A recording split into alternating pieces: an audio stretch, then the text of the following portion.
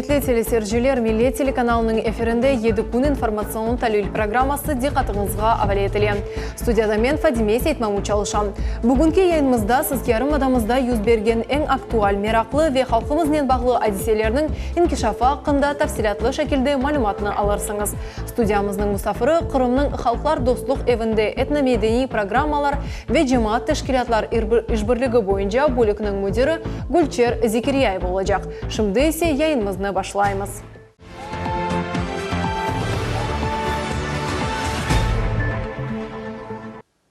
Bu hafta pek sesli istifa yüz verdi. Rusya prezidenti Vladimir Putin Alexey Ulukayevni iqtisadi inkişaf naziri vazifesinden işançtan çıkkanı için boşattı. Bunu devlet başının matbuat katibi Dmitry Peskov haber etti. İqtisadi inkişaf nazirliginin sabık yol başçısı Rosneft birleşmesi Baş Neft Yermay şirketinin aksiyalar devlet paketini satın alıngan vakit 2 milyon dolar miktarında haber alğanıdan qabatlana. Ulukayev para alğan vakitta yakalandı. Salı günü mahkeme onu yanvarның 15'ine kadar ev apısını yolladı. Tahqiqat komitetinde kaydettiler ki Ulukayev'nin qabatı parmak izleri ile tasdiqlana. Bundan gayrı bir sıra izbatlar, audio ve video yazılar var. Ulukayev o'zi mahkemede qabatını boynuna almadı ve tahqiqatqa qol tutmağa hazır olganını bildirdi. Ulukayev iqtisadi inkişaf naziri vazifesini 2013 sene iyunның 24'ünden beceriydi. Bundan evvel o 9 yıl Merkezi Bank'ның reis muavini olup çalıştı. 2000. seneden 2004. senegece o Maliye Nazirinin birinci muavini vazifesinde çalıştı.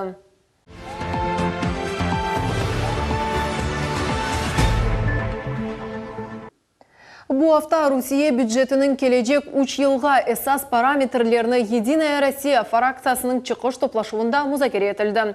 Bunda hem hakimiyetinin azaları iştirak ettiler. Sonki 14 yıl içinde memleketinin esas maliye vesikası bu sefer en keskin oldu. Ondan son fraksiya azaları 2017-2019 senelerine büdjetteki paralarının yerleştirivini birinci olarak prezident bergen emirlerge ve içtimai mecburiyetlerini yerine getirmesine belgiledi. Мы не случайно внесли проект бюджета на 3 года. Мы хотим, чтобы деньги расходовались эффективнее. Во-вторых, бюджет сформирован с дефицитом, к сожалению. Но разница между доходами и расходами составляет чуть более 3%.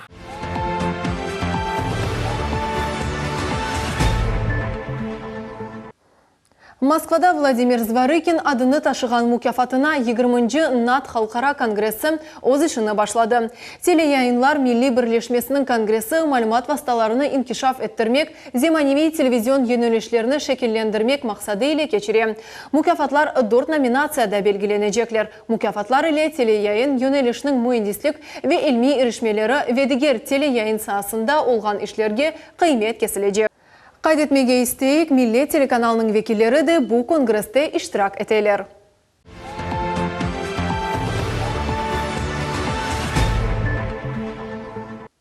Noyabrның 15'inde Qırım Cumhuriyet yolbaşçısı Milletler Ara Münasebetler Şurasının toplaşıvını geçirdi. Cumhuriyet yolbaşçısı kelgenlerini selamlap o'z minnetdarlığını bildirdi. Onun aytganına göre milletler vekilleri o'z işlerini yüksek derecede beceriler. Tafsilatlar bizim nevbeti kelevhamızda.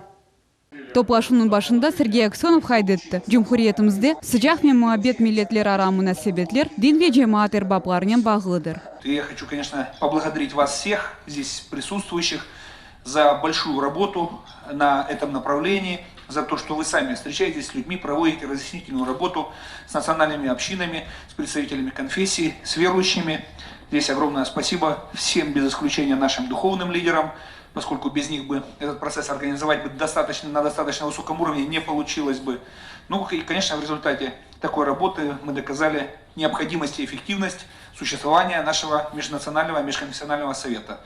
Bundan gayrı Cumhuriyet yolbaşçısı Kırım hakimiyetinin ogünde turgan vazifeler haqta söz yürsetti. Devlet Millet Komitetinin reisi Zaur Smirnov bir sıra tevsiyelerini seslendirdi. Neticede Rusya Devlet Dumasının mebusu Ruslan Balbekni Milletler Ara Şurasının reis vazifesinden boşatmamak kararına keldiler. Yuriy Gempelni Şuranın reis muavini vazifesine tayin ettiler. Таким образом, у нас получится 4 заместителя. Это Руслан Исмаилович Бальбек, Арина Вадимовна Новосельская, ваш покорный слуга Смирнов и Юрий Константинович Гемпель. И я думаю, что такой состав нам позволит дальше плодотворно работать, сохранять полностью межнациональные отношения на справедливом уровне, при этом обеспечивать прозрачную работу и со стороны общественности, и со стороны законодательного органа власти, ну и исполнителей. Эскендер Беляов тариф етті ки, Русия Федерациясының президенті ile көрішкен вақыт президент жемат тешкилатларының мойымлегіні хайдетті. Президентом было сказано, что общественные организации очень большую роль играют в жизни страны. И был поставлен перед президентом вопрос о материальной поддержке. Он тоже пообещал и сказал, что этот вопрос обязательно будет обсуждаться. И обязательно, кроме грантовых таких поддержек, будут какие-то поддержки для общественных организаций, для национальных культурных автономий. Топлашының нәтижесінде Cumhuriyetimizдің başı yapılған işlerinin нәтижесінде biz şuranın semereli işini isbatladık деген sözlerini aytты. Dilara Şevketova, Abdullah Hacı Osman, Ruslan Kakov, Millet için. Кырымда канунсыз ерлерде тижарет или уграшканлар үчүн пара жазасы 2 кере көтерілді. Ялта шээрине 2 шифахане кечирилди. Бу ве бир сыра дигер канунлар Кырым Cumhuriyet Devlet Şurasының 5-ші сессиясында музакире этилди. Кырым парламентінің топлашывы черчевесінде канунсыз тижарет үшін пара жазасының юктетілігі ақта қарар қабыл етілді. Бөле ерлерде тижареттере уграшканларға пара жазасы 2 кереге артты. Бу 2000-ден 4000 рублеге қадар. У нас 2 поправки, они поддержаны профильным комитетом. Голосуем за данные поправки. Прошу поддержать.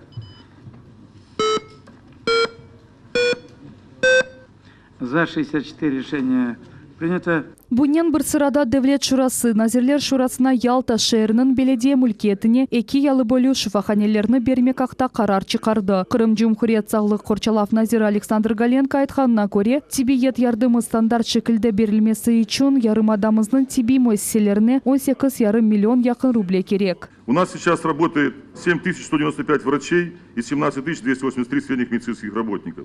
Обеспеченность врачами составляет 37,7, при обеспеченности в Российской Федерации 37,2. То есть мы даже здесь немножко выше, чем в среднем по Российской Федерации.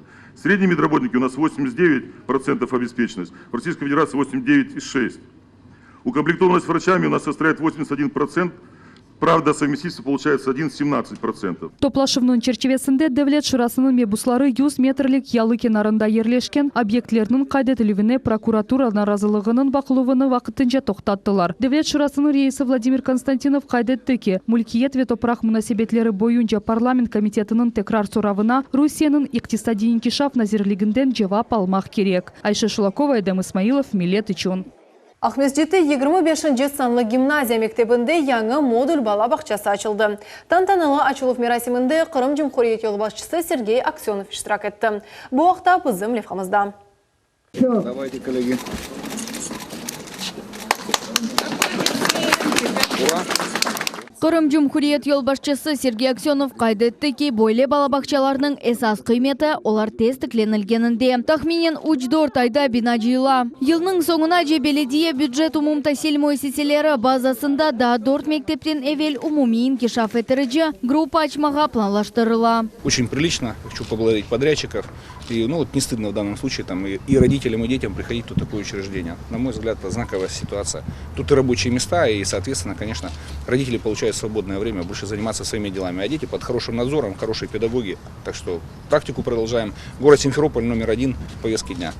Модуль балабақчаларының açылуы Кырым Cumhuriyet Тасил Назирлігінің программасына бинайен кечіріле. Ахмеджет шер мемуриетінің елбашчысы Геннадий Бахарев қайдетті ки, бойле кібі модуль балабақчалар мектептен эвелки мойсеселер үшін кереклі олғаны епсі стандартларға ве өлчілерге ойғын. Я думаю, что в ближайшие, не буду опережать, 5 лет мы решим вопрос по детским садам. Хотя, если нам поддержит еще федеральное, обещали, когда приезжал вице-премьер, то, наверное, быстрее. Поддержим с вас земельный участок. Да, мы сделаем. Ана бабалар bizler или остей сюратлары или пайлаштылар. Олар балаларны земаневи яңы модуль балабақчасына бермек имканиетіне пек куваналар. В этот детский сад идет мой ребенок. Девочка, зовут ее Катя. Мы очень рады этому событию, благодарны всем за организацию такого мероприятия, за постройку такого замечательного садика. Мы просто безмерно благодарны. Всем огромное спасибо. Долго этого ждали, когда наших деток наконец-то примут в детский сад, но наконец-то мы этого долгожданного момента дождались. Очень красиво, тепло, уютно по-домашнему. Думаю, моим детям здесь понравится. Я буду за них спокойна. Балабақчалары етішмезлігі мәселесіні Қырым Жұмхурiyet Акиметі 2020 сенеге жетчесмеге тырышалар. Бұл вақытқа қадар Ахмеджетте 8 яны балабақчасыны құрмаға ниет етелер. Әрбірі 260 баланы сықтырajak. Бала мойсеселері Загородный, Марина, Петровский, Высоты, Белая экі микрорайонларда, Хайрие Эмирзаде, Уркуставе, Балаклавская соқақларында пейда олajak. Да 120 ерлік ясли балабақчасыны Новониколаевский микрорайонында ачмаға істейлер. Алиме Кайбулаева, Асана Бибулаев, Эдем Исмаилов, Миллет Ичун. Қырымда Ехудей ве қырымчақларының қатыра күніне азырлық башланды. Ел декабрның 11-інде Ахмезджетте ве Ахмезджет районында миллетчілік, яғни нацизм құрбанларына қатыра мерасимлер кече. Қырым Русиянен бірлешкен соңыра да бұл күн Жұмхуриетіміздің қатыра күндері жедвеліне кірсетілді. Иш тақымының топлашуында бізім мұхбиріміз София Шукурова да болынды. Тогерек маса башында Ехуди ве Крымчаклар милли медени мухтариятның векиллері, халқлар достлық әвінің векиллері ве Девлет Миллетлер комитетінің реберлері топланды. Улу ватан женкнің вақалары Қырымның әрбір айлесіне тесер етті. Бұл девернің ән дешіртлі вақалардан бірі 1941 сене. Декабрь айында Қырымның кечек халқлары күтлевей шекілде йоқ етілі болды. Наш долг, наша обязанность эти даты помнить. Сегодня мы готовимся к мероприятиям, они будут проходить непосредственно на месте событий, траурным митингом, будут проходить научно-практические конференции. Сегодня мы готовить будем фильм об этих событиях, будут специальные выпуски в средствах массовой информации, поэтому наше поколение подрастающее, конечно же, должно помнить и никогда не забывать об уроках истории, о том, к чему приводит нацизм.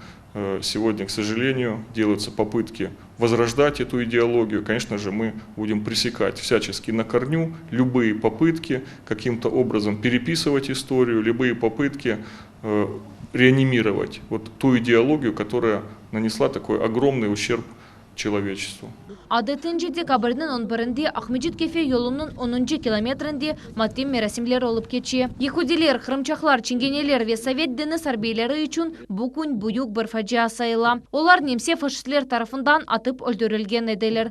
Бұл вақа бір хач күн девам еткен еді. 18 бинден зияде инсан атып өлдірілді. Это дата, когда в 1941 году 11, 12, 13 декабря фашистами были расстреляны около 18 тысяч человек, евреев, крымчаков, цыган, пленных моряков на 10-м километре трассы Симферополь-Феодосия. Там был противотанковый ров, и немцы его использовали как место расстрела. Еще есть свидетели этих страшных дней.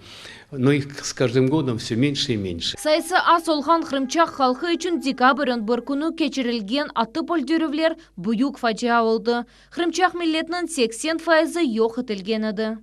С 9 по 11 декабря всех крымчаков выводили, собирали на улице Студенческой 12, это было гестапо. Их гнали туда 3 дня, вот был этот сбор. И они 3 дня там просидели. И 11 декабря были подогнаны машины, и люди были вывезены на 10 километр Феодосийского шоссе. Уничтожено там было 80% нашего народа. Если до войны нас было где-то 10-11 тысяч, то после войны осталось всего 3 тысячи крымчаков. Живых остались только те, кто успел эвакуироваться, и те, кто воевал на фронте. 2014 seneden başlap dekabrның 11 күні Ехудилер ве Қырымчақларының қатыра күні оларақ тайынленді. Женктен сонки бірінші еллары фажиа юз берген ерде абиде етікленді. Енді әр сене Ехудилер ве Қырымчақлар бұл ерге гүлдестелер қойып, женкте елак олған инсанларының қатырасыны аналар. София Шукурова, Эдем Исмаилов, Миллет үшін. Қырым Мундислік педагогика университетінде яңы президент сайланды. Бұл вазифені енді кім бер жүрежегі аққында біздің левхамыздан білерсіңіз. В моем лице я передаю слова поздравления от Сергея Валерьевича, от Натальи Георгиевны на работу дальнейшую в должности, в статусе президента университета. Мы хотим вам пожелать молодых идей, и для этого огромнейшего здоровья, чтобы их воплощать. Поздравляю.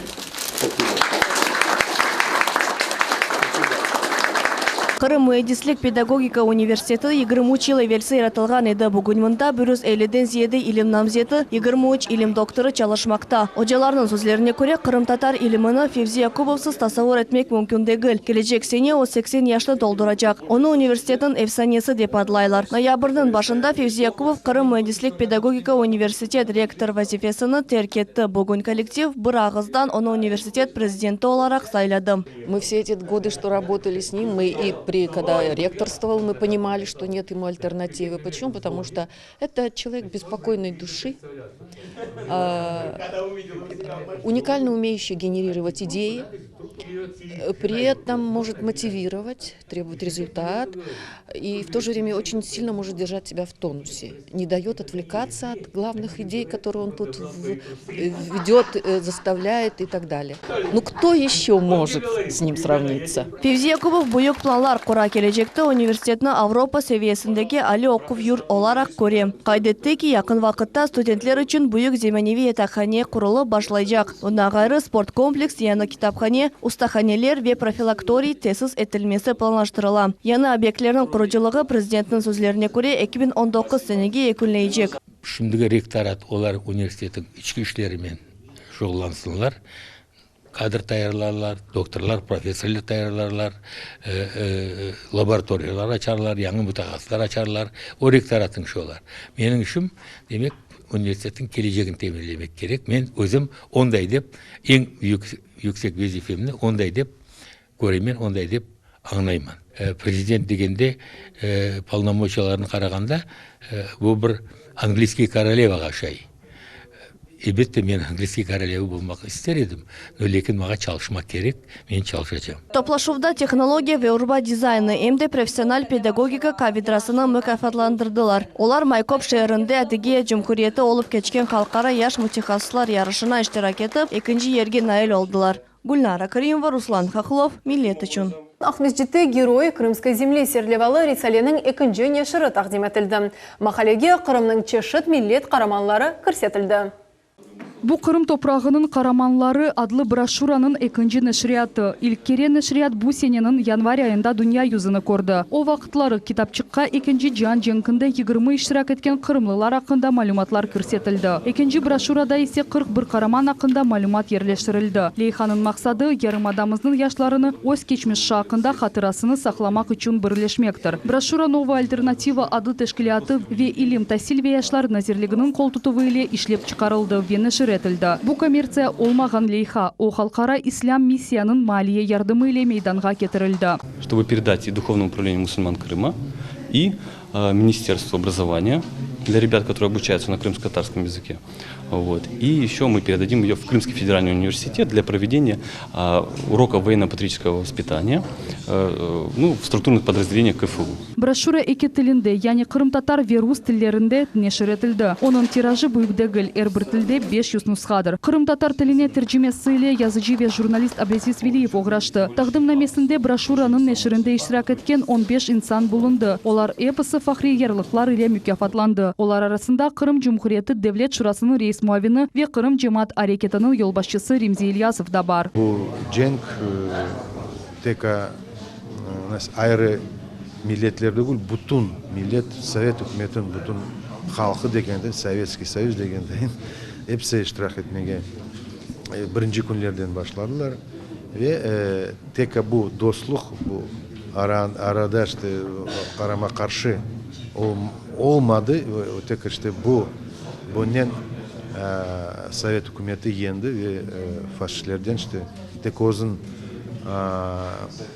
tek değil işte bu bütün Avrupa'nı da kurşaladı ve temizledi. Брошюрада 41 Кырым караманы акында макалелер көрсетилди. Олардан 10-ы Кырым татарлардыр. Булар Аметхан Султан, Абдуль Тейфук, Фетислам Абилов, Узейр Абдураманов, Алими Абдинанова, Сейит Неби Абдураманов, Сейит Нафис Сейит Велиев, Насибулла Велиляев, Умир Адаманов ве Абдураим Решидов. Тагдымнамесинде Совет бирлигинин караманы Сергей Кострицкийнин торыны да бар эди. Караман бир кач орден иле мүкафатланды. Ветераннын торыны Ойс Кардединин жесирлиги акында тариф этти. Он повел 3-ю катерную бригаду в войне с Японией на саму Японию. И его бригада выполнила успешное задание. За это он получил звезду Героя Советского Союза. Кырым мусульманлар дини идаресінің хадимы Руслан Абдуллаев тариф етті ке, муфтият дайыма милетлер ара барышықлыққа доғыртылған лейхаларға қол тута. Біздер әр вақыт өзің яшларын әм тарихіне, әм ватанына сайып чықмаларда әр вақыт қол тұтамыз.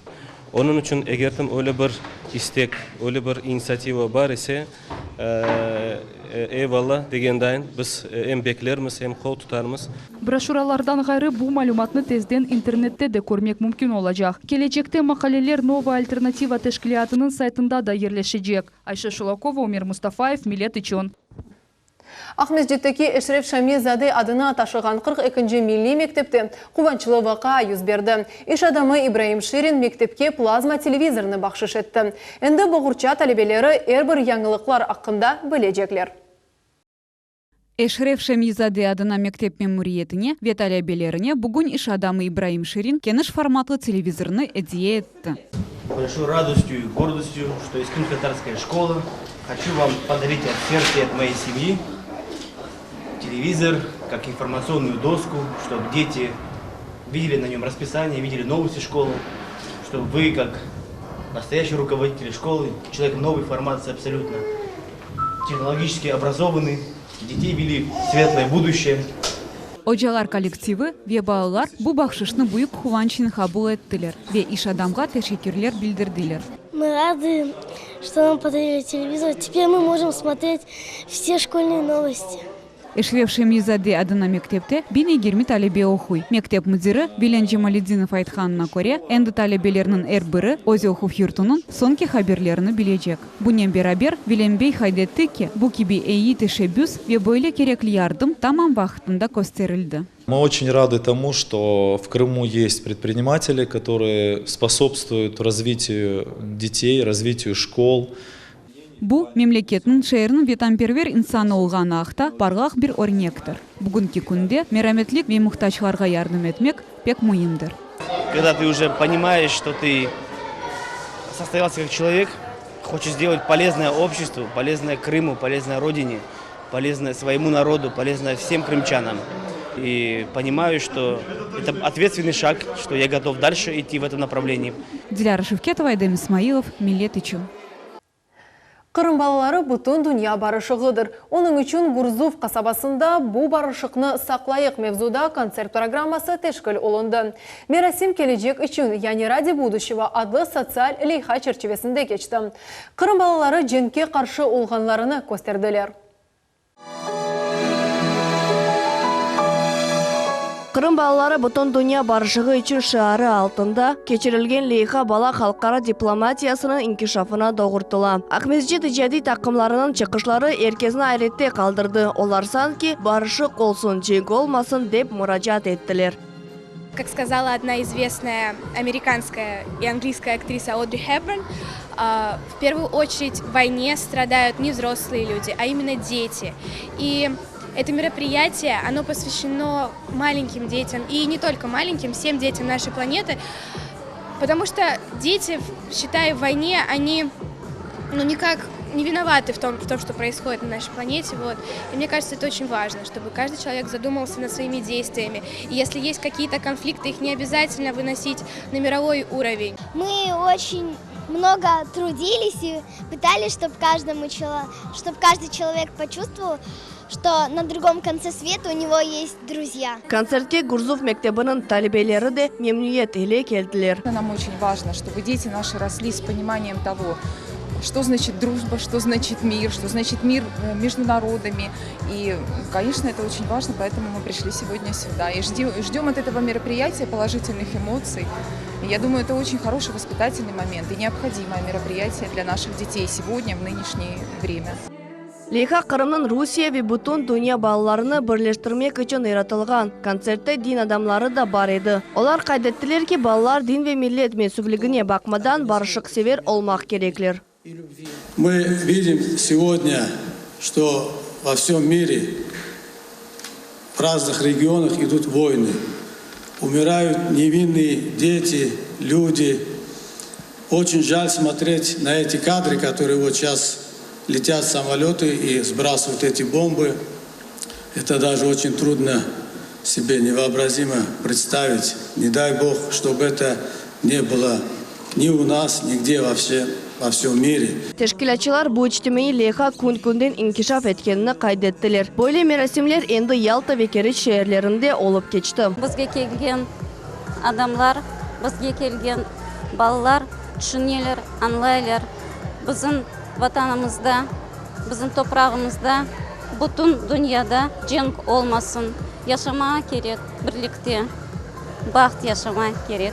Gelecek için Adlı Leyha Kırım boyunca adımlamakını devam etti. Noyabrın 26'sında aksiya Orkapı'da, dekabr 2'sinde ise Sak şehrinde geçecek. Yekunleyici tedbir Ahmedcik'te teşkil olacak. Obaq Kok Kuşağı yani Raduga Şahsi dep adlanacak. Gülnara Karimova, Alişer Aleyimov, Millet için.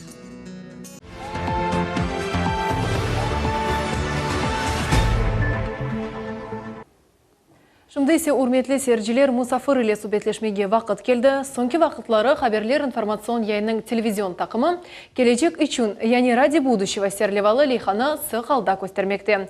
Шу себептен бүгін бұл студиямызға Қырымның халқара достық evінде этномедени программлар ве жемат тешкилатлар ишбірлігі бойынша бөлікнің мүдірі Гүлчер Зекирияеваны давет еттік. Селам алейкум, Гүлчер ханым. Алейкум селам. Хош келдіңіз едікін программамызға. Жылдық.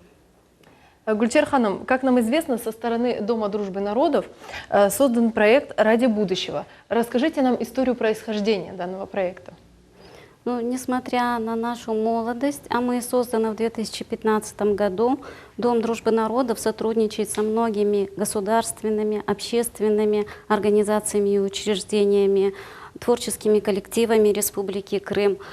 Есть у Дома дружбы также и спутники коллективы, с которыми мы проводим совместно большое количество мероприятий, концертных программ, проектов. Одним из таких коллективов является театральная студия «Верхом на звезде» авторского Центра детского и юношеского творчества «Танцкласс номер 1». Совместно с этим коллективом 22 июня этого года мы проводили мероприятие в Музее боевой славы Крыма Симферопольского дома офицеров. Мероприятие было посвящено Дню памяти и скорби, Дню начала Великой Отечественной войны. Цель этого мероприятия была увековечивание и сохранение памяти о мужестве и героизме советского народа, проявленного в годы Великой Отечественной войны. В процессе подготовки этого мероприятия участники студии глубоко прониклись темой войны и мира. И так возникла идея создания проекта, который бы призвал детей Крыма, России и всей земли объединиться с призывом сохранения согласия и мира на земле. Мир и согласие – это основная цель деятельности Дома дружбы народов Республики Крым, в которой проживает более 150 национальностей, народов разных вероисповеданий, носителей разных культур. Поэтому мгновенно была поддержана инициатива, и Дом дружбы народов стал организатором большого долгосрочного социального проекта «Ради будущего». Автором этого проекта стал заслуженный деятель искусств Республики Крым, талантливый человек, большой профессионал, режиссер Дома дружбы народов Мартынова Надежда.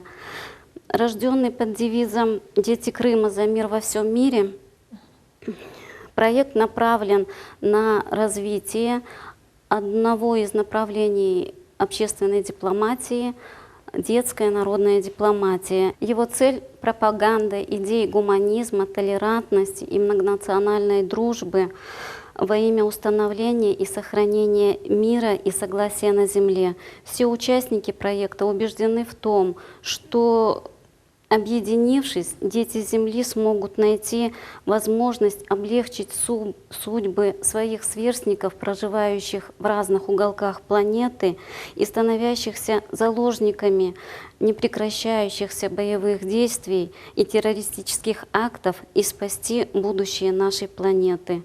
Дата старта этого проекта стала символичной. 22 июня. В этот день стартовало первое мероприятие проекта. Это всекрымская акция «Журавлик мира» или «День без выстрела на земле».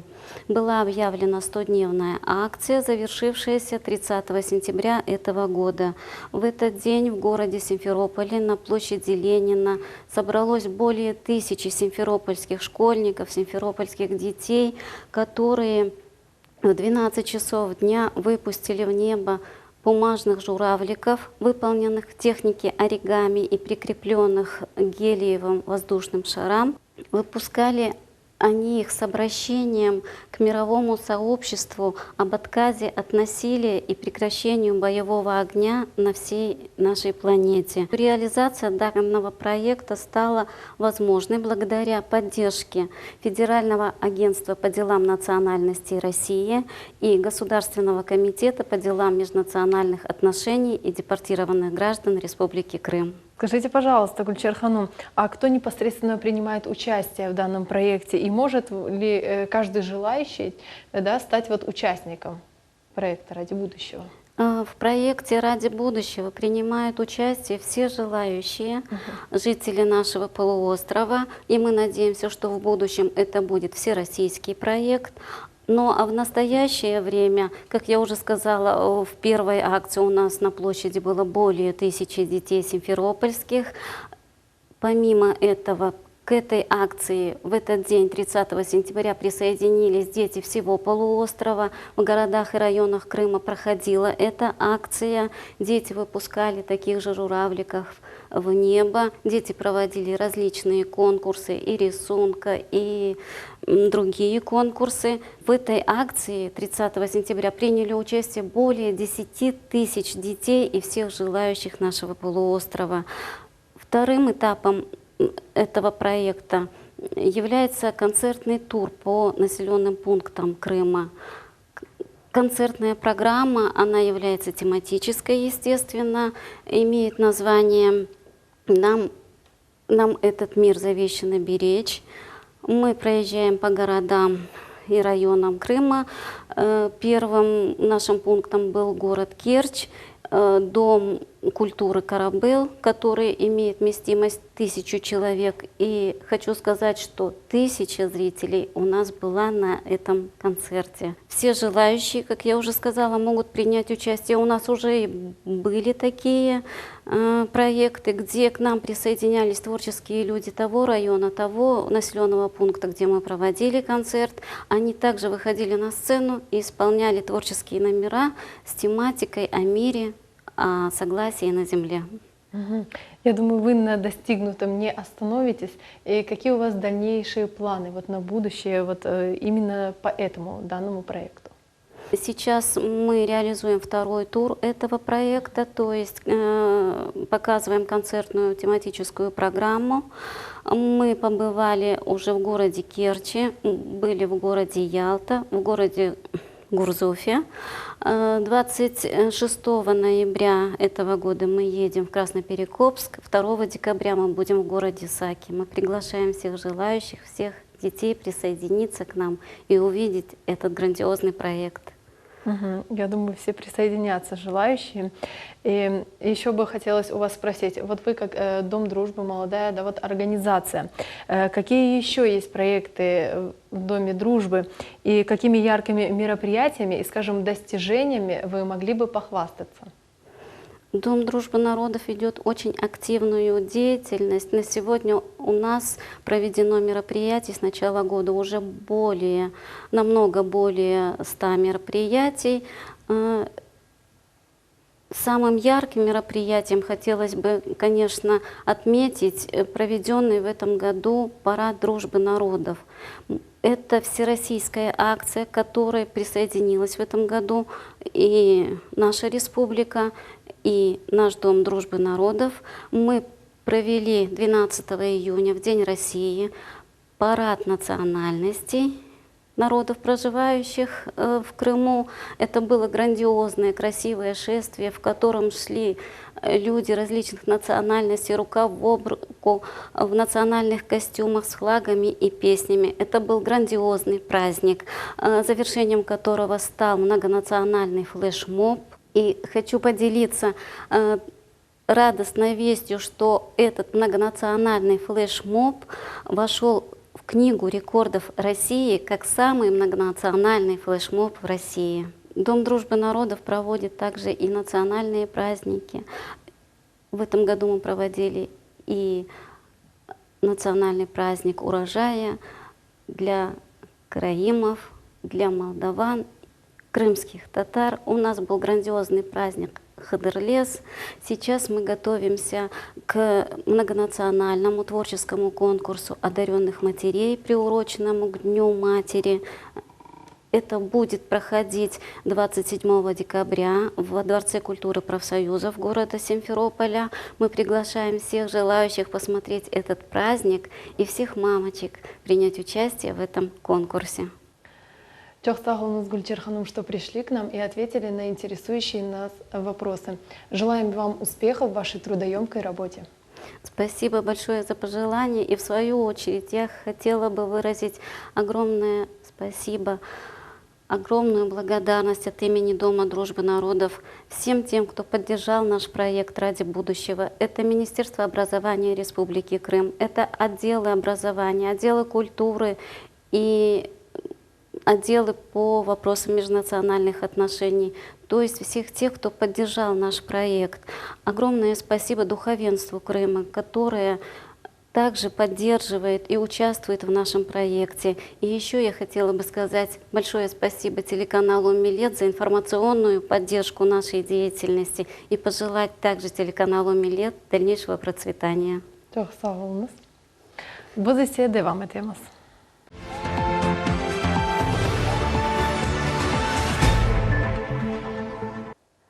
Ахмезжитнің Крымская правда адлы соқағының чоқ одалы евінде ниайет лифт çalışı başlayacak. 20 yıldan beri ev sakinleri 9.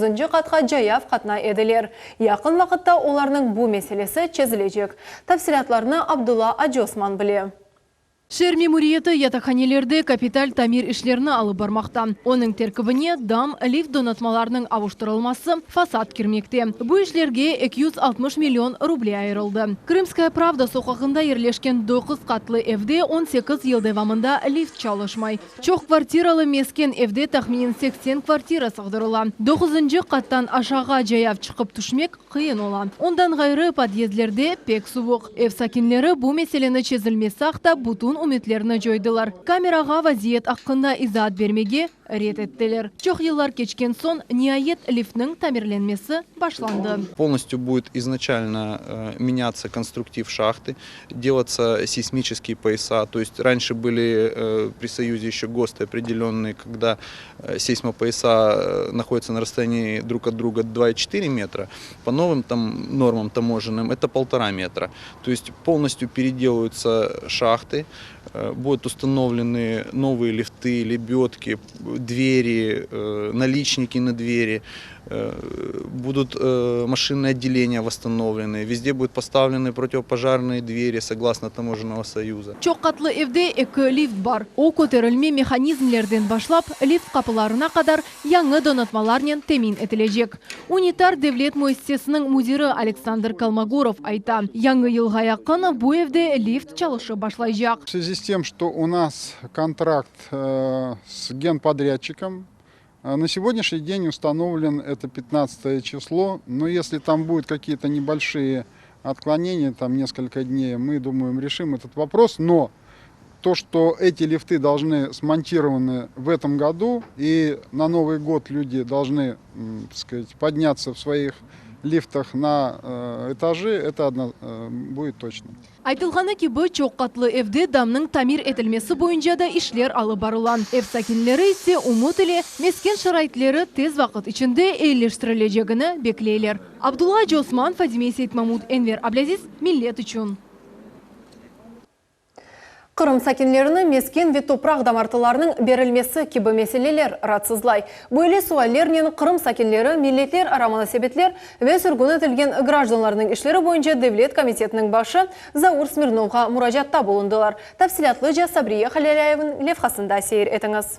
75 яшлы Велида Бекировна мескен суалері атызлай. Хадданнан антханана көре о Ялта шерінде доғды. Сургун еллары евсіз қалды. Чоқ еллар девамында Ялтада звездочка адлы қазайы алда болынған ятаққанеде бір одада қызы ве екі торынны иле яшамаға мечбур олды. Кетченлері сургун етлеген гражданлар улғаны себебінден Велиде ханумға Белоглинка адлы қасабасында топрақ дамарты берілді. Ләкин яны эв құрмаға Велиде ханумның чаресі yok. Я просто прошу уже, чтобы мне помогли. Хотя бы в 75 лет уже перед смертью какую-то я крышу имела. Анжела Смаилова да бойлек бы суальнен мураджатта булынды. Қадын оның өмір арқадашы векі баласы или Петропавловка көйінді кераға алынған евде яшамақта. Ну это как бы знакомые нам как помогли. Вот мы живем платим только за свет, только и вода своя, как бы там колодец. Ну, дом находится в таком аварийном состоянии, что там как бы... Ну так что где-то подремонтирует муж, чтобы там крыша не текла, там что-то такое. Печное отопление у нас.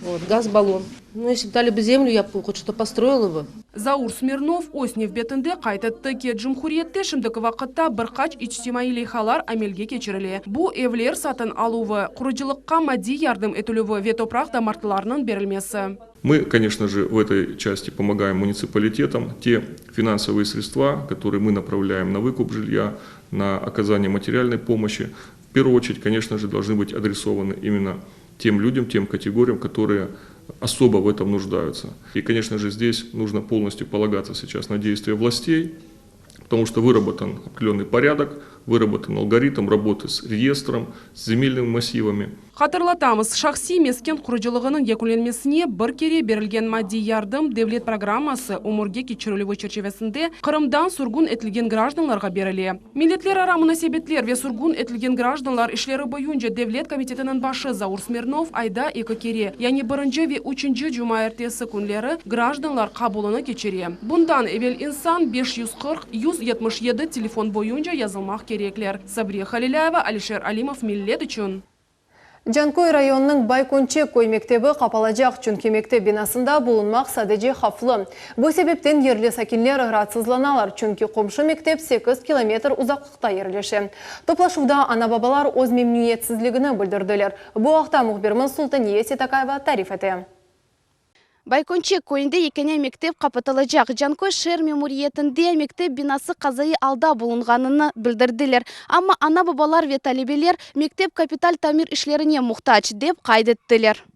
Шымды башланғыч сыныфларының 50-ден зияде талебесі мектеп автобусында майскай көйіне қатнайлар. Ана-бабалар мектеп қапатылуына ве талебелер башқа мектеплерге кечірілгеніне менфи бақалар. Олар өз күчлері или керекли параларны топлап мектепте тамир ішлеріне кечірмеге азырлар.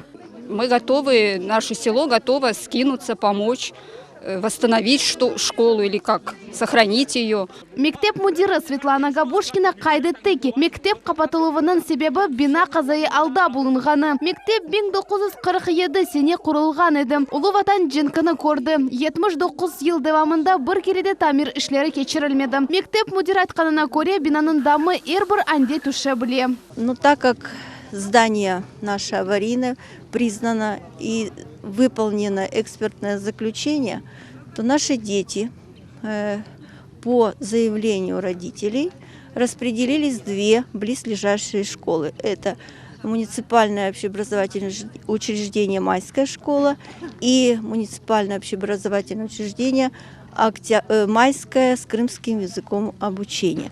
Дети распределились в равных долях. 26 и 25. То есть всего у нас 51 учащийся.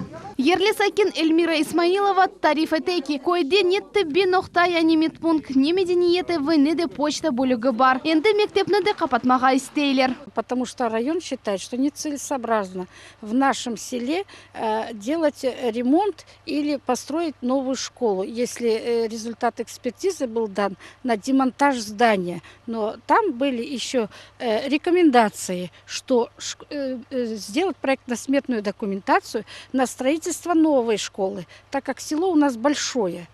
Вот, более 1000 людей у нас проживает. Жанкой район мемориет башының муавина Алла Пономаренко айтты, бусине Роспотребнадзор мектеп бинасы или куланмаға изін бермеді. Бина хараби алда, вянда булынған балаларының сақлықлары телекеге оғратыла. Школа двухэтажная, второй этаж не эксплуатировался много лет уже. Значит, в этом году мы получили техническое заключение специализированной организации, которая нам подтвердила, что эксплуатация школы этой невозможна, и школа должна подлежать разборке. Уч балалы ана Ольга Волошинец экспертизаның нәтижесінен разы дегіл. Баллары башқа мектепке барғанчы насыл қиынлықларға раст келгені ақта тариф етті. Это в 6 часов они встают. В 6 они встают, в 8:30 отсюда уезжают, 2:30 они приезжают. И представьте, целый день мерзнут. Они больше стоят на остановке, боятся не опоздать на автобус. У нас большое население детей, очень большое количество детей. Мы на первом месте по рождаемости. Я говорю, нас хвалят за то, что у нас очень много детей. Но в наше село никому не нужно. Куда нам уже идти, я не знаю. Байкончек койынды яны мектеп құрылжағы ақта шымдылық бірші белі дегіл. Ама әнді келечек сене койды 120 ерлік модуль бала бақшасы ерліштірілежек. Султания Сидакаева, Энвер Аблезис, Миллет үшін. Қыш яқынлаша қыздырып мевсімі әнді башланды. Амма әркес оз евлеріні көмір ве ағачнен қыздырып оламай. Сақ районның сакиніне инкишаф тешкілятның рейсі Ескендер Белялов ярдым көстерді. Тәпсилатлар бізім нев беті келев хамызда. Здравствуйте. Здравствуйте, мои добрые люди. Ирина Геркардовна, здравствуйте. Как ваше здоровье? Тереклі Хонрад койының сакины мұсафирлерінің бойле сөзлерінен қаршылады. Бүгін оқыздырып мевсімне ярдым, яны 1,5 куб ағач ве 1 тонна комур алды. Эсли башқы қадын Сақ район мемориетін милетлер арамына себетлер бойынша бөлігіне газ меселесіні чезмек рижасы ile мұражат етті. Олар есе өзіне бетінде бұл инсанға ярдым етмекні инкишаф адлы ичтимаи тешкилятқа теклиф еттілер. Деятельность этого объединения распространяется не только на территории района, результаты его работы видны и не только на территории района, но вот отзывчивость этих людей сегодня вот решила эту такую очень важную, очень большую проблему для этого человека. Азбарда сувух, хышкеле. Onun için bu meseleni tezce çözmek керек еді. İnkişaf teşkilatının azaları ve şahsen Eskender Belalov первасыз қалмадылар. Венев Ахаджиға ярдым еттілер. Конечно, от этого тоже у тебя на душе становится легче, теплее.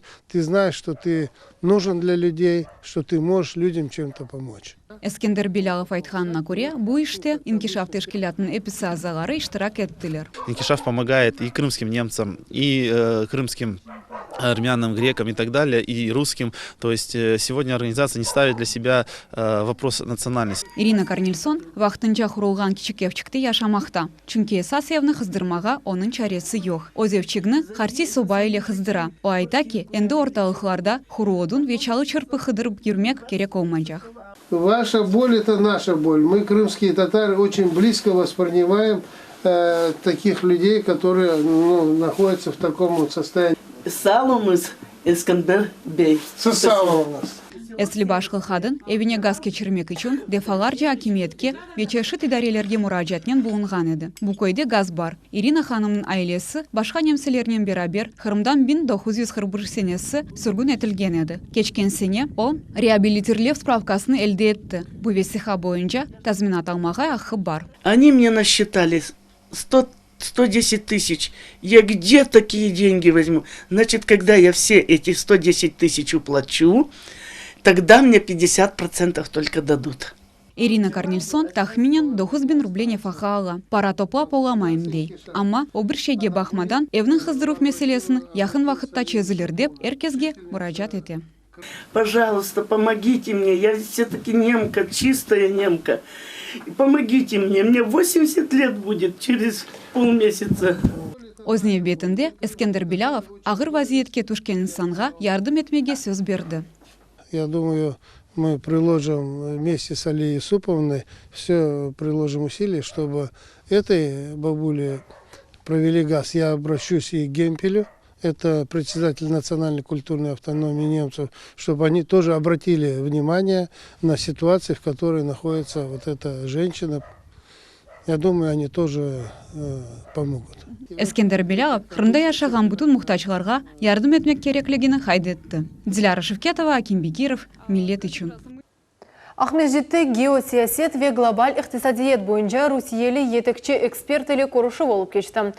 Дмитрий Абзалов Русияның яш амма бұна бақмадан о перспектив сиятчілерден бірі сайла. Көрушінің мевзусы Қырымның сияси ве иқтисади кележегі олды. Тәфсилатларыны Невбетті Келев қамызда көз етіңіз. Көрішуде сәсет шынаслар, иқтисадиет факультетінің студентлері ве истеклілер болындылар. Дмитрий Абзалов бұйық мұтихасызлы Мирах или Қырымда олып кешкен вақаларны көз еті. Тедбірде ярымадамызның иқтисади ве сияси аллы музакері олынды. Четел мемлекеттерден алақамыз иқтисадиетке мұйым тесір бергені қадетілді. Сәсет шынаслар Дмитрий Абзаловға мирақландырған сөйлеріні сізлендірділер. Ондан соң көршув иштиракчылары мұтихасыз ноқтай назарлары фарқлы олғанына көре мұнақашыда болындылар. Амма бұна бақмадан Корышев сыжақ мұйте үкім сүрді. Дело в том, что в конце ноября будет у нас сделка по нефти. Вот, если она хорошо закончится, то мы можем точно увидеть некоторое укрепление рубля и рост цен на нефть. Вот. И потом уже ближе к январю, к февралю будет несколько ослаблений национальной валюты. Это связано с тем, что доллар будет укрепляться. Это объективный фактор сейчас, потому что все будут в нем страховаться. Вот. Если никаких форс-мажоров не произойдет с экономикой Китая и США, скорее всего, мы увидим такой стабильный рубль в диапазоне 63-68, вот где-то так. Вот, поэтому, если вы собираетесь тратить в рублях, очень не рекомендую в ближайший месяц маневрировать с валютами. Риски потери высокие, вот, а выхлоп или, соответственно, профит, заработать вы на этом особо не сможете. Ноябрь 17 күні бұтын дүния бойынша студентлер күні қайдетілі. Адет үзіре Қырым Муйндислік педагогика университетінде студент года, яғни елінің студенті белгілене. Ойын, ер, актер ұсталығы студентлер өз ең güzel чізгілеріні көстермеге тырыштылар. Бұл ажайып тедбірде мұхбиріміз Султание Меджет болынды.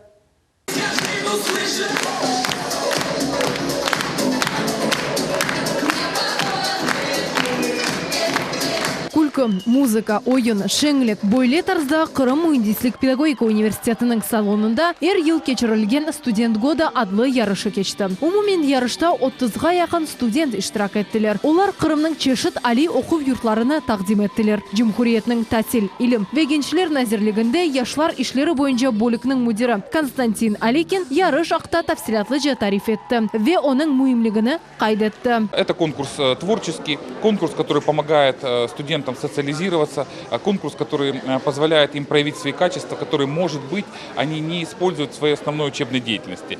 Конкурс проходит по разным номинациям: творчество, спорт, общественное объединение, общественная деятельность. И поэтому этот конкурс, как я уже подчеркнул, в первую очередь призван для того, чтобы помочь молодому человеку, студенту проявить свои качества, которые он не использует в учебе. Нияз Фазылов Қырым федераль университетінің студенті. О университет яшайшында фаал иштирак еті. Бүгін оз тақымы ile берабер Қырым федераль университетінің студентлік ilmi жемиеті кебі тешкилятның менфаатларыны қорчалай. Мы приехали на это мероприятие с целью показать нашу организацию. Наша организация – это студенческое научное общество Крымского федерального университета. Мы занимаемся популяризацией научной деятельности среди студентов. Мы проводим ряд мероприятий, таких как бизнес-клубы, дебатные клубы, тренинги, форумы. Принимаем активное участие в экспедициях не только на территории Российской Федерации, но и в других государствах. Сегодня мы хотим рассказать о нашей организации побольше, показать основные направления ее деятельности. Қырым Муйндислік педагогика университетіні 4-ші курс студенті Александр Черных тақдим етті. О тариф етті ки, университетте оқыған еллар девамында чоқ мерақлы ве яңы малюмат алды. Александр оз чықышының ғайысы ақта тариф етті. Очень волнуюсь. Конечно, переживания есть внутренние, но у меня замечательная команда, которая мне поможет в этом. Наш номер заключается в том, мы хотим показать линию жизни с 1939 по нынешнее время, как переживал народ того времени, какие у них были чувства, переживания, и как сейчас, как все поменялось, как те воины, которые были в то время, стали ветеранами, и как они сейчас себя чувствуют, как они ощущают ту поддержку молодежи. Конкурста иштирак эткенлерге қол tutmak үшін оларның достлары, якынлары ве сой-сопы топланды. Олар чықышларны мерақ ile көз еттілер. Тез суратлары ile bizlerнен пайлаштылар. Мне все очень понравилось, я осталась под впечатлением. Было очень много разнообразных номеров, участники выступили достойно. Я желаю им всем удачи. Пришли с одногруппниками поддержать своих, факультет искусств.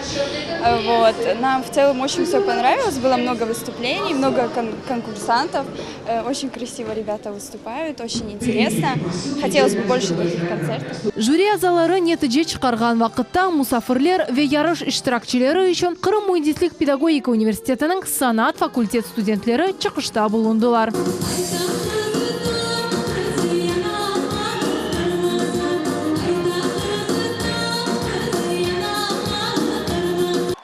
Джемат Эрбабы, яни общественный деятель номинациясында Вернадский адына Кырым федераль университетінің студенты Андрей Каменюк галип чыкты.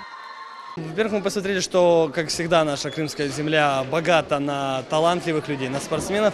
И также те люди, которые хотят себя проявить, узнать, что для них что-то проводится. Что они не живут в одном университете, а на территории Крыма, на территории Российской Федерации проводится очень много мероприятий, которые нужно участвовать, нужно продвигать бренд Крым, чтобы все знали. И так приезжаешь, Крым наш, а мы говорим Крым наш. Поэтому, чтобы все знали, что Крым – это такой большой субъект, который может показать все, на что он способен. Хатırlatамыз, конкурсантлар 4 номинация бойынша өз қабілетлерін тақдим еттілер. Әрбір номинацияда 3 мукафат берілді. Әрбір иштиракчы фахри ярлық ве хатыра бақшышлар ile мукафатланды. Султания Меджид, Фадиме Сейтмамут, Рамазан Алибапов, Алишер Алимов, Миллет үшін. Бу авта пелван Жамшит Исматилаев оздоған күніні қайдетті. 33 яшындaki спортчы Гиннес рекорд китабына көрсетілген екене Қырым татарыдыр. О белі пауэрлифтер. Спортчының мукафатлары ақында Сабрия Халиляева тариф еті. Сабадан башлап Исматиллаевлар қорантасында азырланалар. Софралар донатылған. Аниневи Қырым татар қавесінің қоқысы. Софра башында спортчының яқын сойсоплары. Тек Жамшит yok. Қапы тақылдады мына отура. Қолында бір топ гүл. Олар 33 ел эвелсі умыр бағышланған инсанға, анылға бағышлана. Еміне ханым айтаки, оның 5 баласындан ер бірі өз доған күні анасына гүллер бағышлайлар. Тебесюм или ана Жамшит доған күніні қатырлай. Катакурган хастаханенің екімлері пек тажипленген еділер. Он родился без 15-2 ночи. Но он родился 400 килограмм. Вес у него был огромный. И тогда, когда он родился, ну это 83 год, тогда в родильном зале медсестры, это Узбекистан, город Катакурган, медсестры между собой говорят: ничего себе ребенок, он, наверное, необычный ребенок будет, он что-то будет такой сильным. Жамшиддин рефикасы, onun умыр арқадашы София әрдайым спортчинен берабер. Софияның сөзлеріне көре, Жамшид тек мувафақайтлері спортчы дегіл. О екі егісевлятның Исмет визетның диққатлы бабасы. Что его мысли в его голове это замечательно, я всегда поддерживаю. Всегда я уверена в том, что если он хочет, он это сделает, он сможет, это бесспорно, обязательно. Жамшиддин бабасы Бахром оғлы ile ғұрурлана. Оғлыны спортқа бергені ақта бір вақыт пешман етмеді. Ер вақыт мен сізі болара бақыт тілеймін. Қалыңыз, сауыңыз, ер вақыт, сау қалыңыз. Жамшидның доған күннен хайырламаға оның аптесі Фатиме де келді. Оның фікіріне көре кетчик балалар Жамшидке ошамақ істей. Кто занимается спортом, тот в жизни у него удается все многое. Вот у меня растут дети, у меня 3 сына, и я бы хотела, чтобы они тоже спорту уделяли большое внимание. Эпосы хайырлав сөзлерден соңыра спортчы идман етмеге yol алды. Elbette бұнсыз олмай, ғалебелер идмансыз қазан алмай. Танганен отырувлар, аяқ идманлары, yüksекlikке атлавлар. Жамшид спортзалда авто девамында 5 кере çalışа. Бұндан ғайры деңіз янында да идмалар кечере. Мында чапуф ведигер спорт межгулиетлер япыла. Күн-күнден идмалар мурикеплеші. Есть люди, которые мотивируют, и есть события, которые мотивируют. Это семья, это дети, это супруга, это люди, которые заботятся о тебе, люди, которые всегда с тобой рядом, которые даже вне семьи, ребята, которые окружают меня, Они всегда мотивируют, всегда говорят, не останавливайся, двигайся.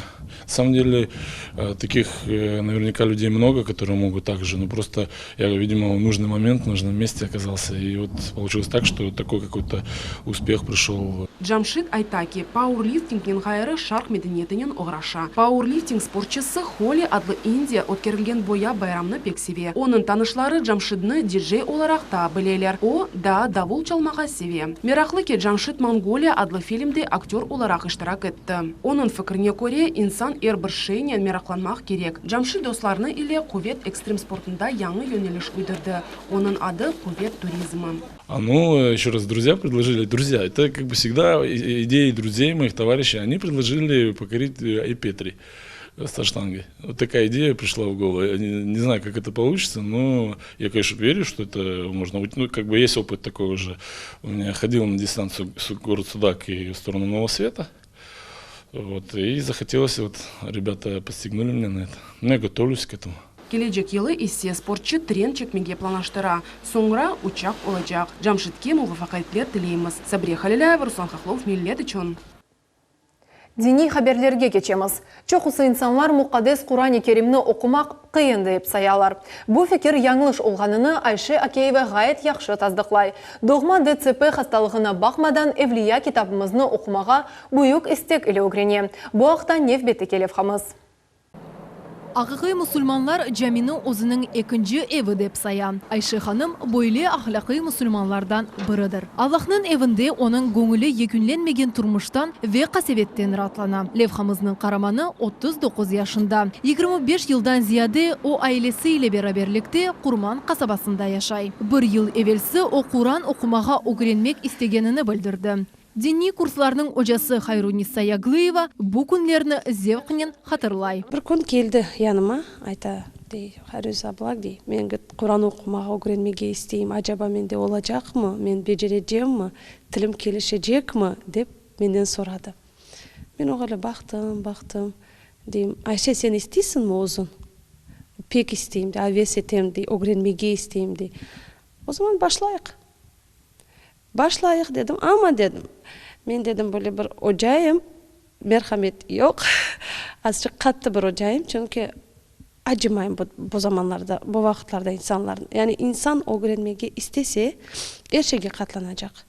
Kur'an tilini öğrenmek için azıcık gayret көрсетecek. Айше ханым балалықтан церебраль паралич хасталығından азап чеке. О қиынлықнен лафете еді. Шуның үшін курсларға қатнамаға қарар беріп оламады. Қыз дайма араб уруфатында оқымаға ве язмаға өгренмек істейді. Бұл тілге севгені оңа қартбабасы ашлады. Юджи Раббиміз де қиын лафетіп олған инсанға шу Евлия Құран-ы Керимні оқып олмаға қалбіні açtı. Аллаху самед. لم يلد ولم يولد